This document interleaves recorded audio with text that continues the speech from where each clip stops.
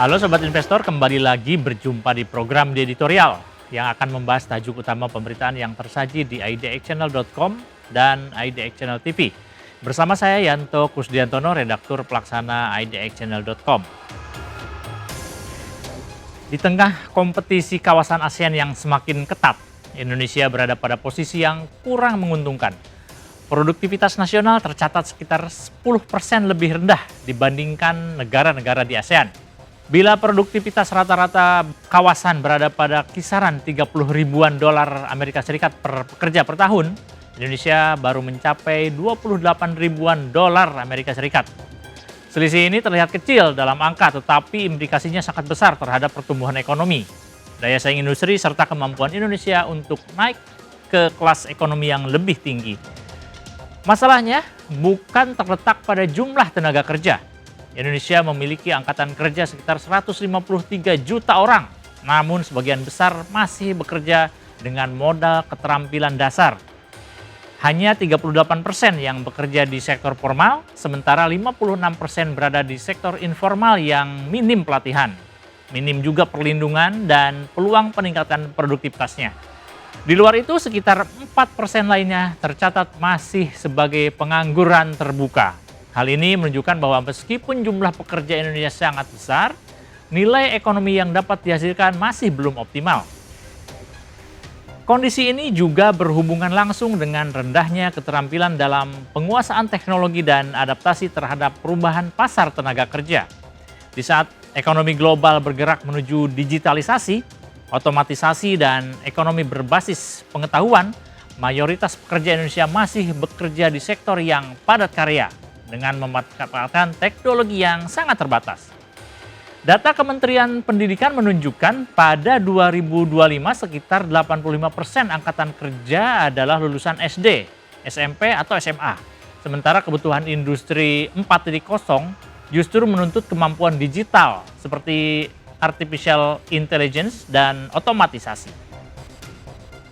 Sektor-sektor yang mendominasi pertumbuhan lapangan kerja dalam satu dekade terakhir adalah sektor dengan nilai tambah rendah seperti perdagangan eceran, sektor informal dan jasa yang sederhana. Kemudian sektor dengan nilai tambah tinggi dapat meningkatkan produktivitas seperti manufaktur yang berteknologi menengah dan tinggi justru mengalami perlambatan kontribusi terhadap produk domestik bruto. Berdasarkan data 2024, PDB per kapita Indonesia baru mencapai 4.960 dolar Amerika Serikat. Angka ini jauh di bawah Singapura yang mencapai 90 ribuan dolar Amerika Serikat dan Malaysia yang menembus angka 14.400 dolar Amerika Serikat. Produktivitas nasional yang rendah tidak hanya menahan pertumbuhan GDP per kapita, tetapi juga memperlemah posisi Indonesia dalam rantai pasok global. Di sisi lain, pemerintah menyadari bahwa urgensi transformasi ini. Konsep 4P yakni People, Product, Process, dan Policy didorong sebagai dasar strategi untuk meningkatkan produktivitas. Dalam hal people, ini menekankan pada peningkatan kualitas sumber daya manusia melalui pendidikan vokasi. Misalnya dengan pelatihan ulang atau reskilling dan peningkatan kemampuan atau upskilling. Sementara produk berkaitan dengan peningkatan kualitas dan daya saing barang serta jasa. Terutama ini berlaku bagi para pelaku UMKM yang ingin naik kelas. Adapun pada faktor proses, yaitu menyasar peningkatan efisiensi proses kerja, termasuk digitalisasi dan penerapan sistem manajemen modern. Sementara policy bertujuan untuk meningkatkan ekosistem yang mendukung produktivitas melalui regulasi yang adaptif dan insentif yang tepat sasaran. Namun demikian, strategi ini memerlukan pelaksanaan yang konsisten dan terukur. Dengan sejumlah program pemerintah seperti Kartu Prakerja yang telah menjangkau jutaan pekerja, namun efektivitasnya dalam meningkatkan produktivitas jangka panjang masih harus dievaluasi. Di lapangan, banyak perusahaan skala kecil dan menengah yang belum memiliki kapasitas untuk memberikan pelatihan internal, baik karena keterbatasan anggaran maupun infrastrukturnya. Disinilah peran negara menjadi penting untuk menjembatani kesenjangan tersebut melalui kemitraan dengan industri dan lembaga pendidikan.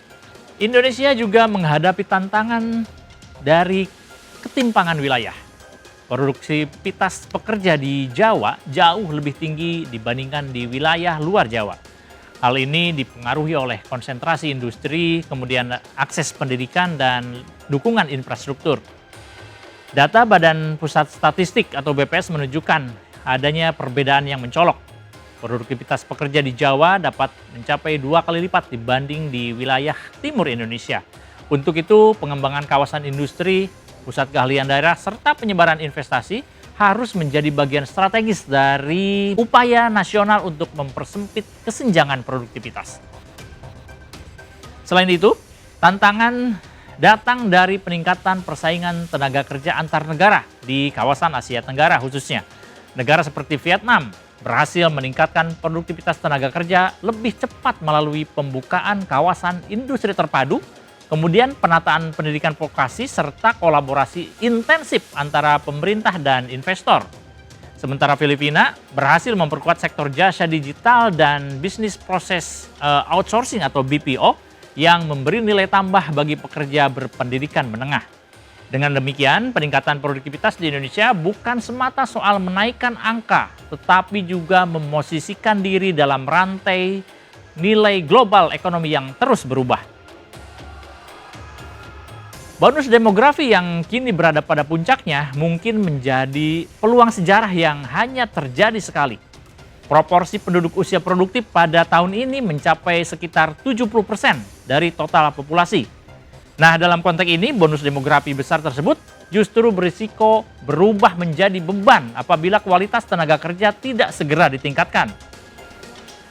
Sepanjang produktivitas per pekerja berjalan di tempat atau bahkan menurun, bonus ini tidak akan menghasilkan pertumbuhan ekonomi yang signifikan.